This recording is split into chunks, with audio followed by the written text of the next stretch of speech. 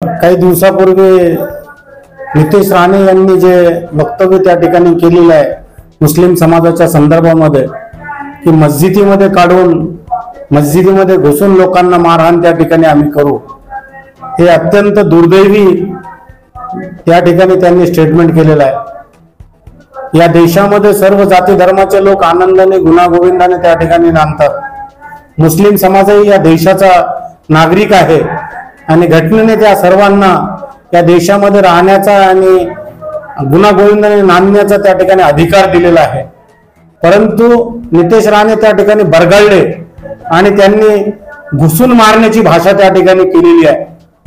मी त्यांचा जाहीर निषेध करतो आणि या निमित्ताने त्यांना आवाहन करतो की वंचित बहुजन आघाडी जालना जिल्ह्याच्या वतीनं तुमच्यात जर दम असेल तर जागा तुम्ही निवडा, आम्ही त्या ठिकाणी यायला तयार आहोत। मुस्लिम समाजाच्या पाठीशी वंचित बहुजन आघाडी खंबीरपणे त्या ठिकाणी उभा आहे।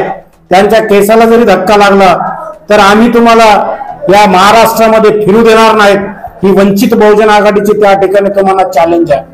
आणि विशेष करून मुस्लिम समाज हा अल्पसंख्याक समाज, हा समाज कधी कोणावरही चाल करून न जाणारा समाज आहे।